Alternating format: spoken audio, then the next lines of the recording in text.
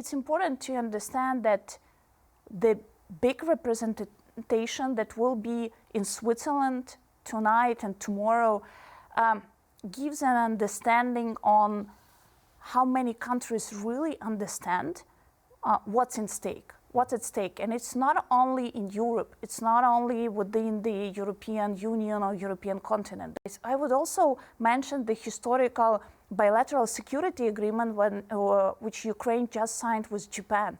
This is the first country from Indo-Pacific region, which is traditionally was not so much involved with Ukraine, and I would stress that this is the historic step between our countries and also between building relations of Ukraine and Indo-Pacific region.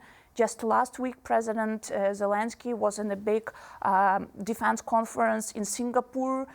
He was also visiting Philippines. So what Ukraine is explaining to all parts of the world, that if we won't be able to secure the rule-based order, if we won't be able to live based on the UN Charter, there is no region that can feel safe.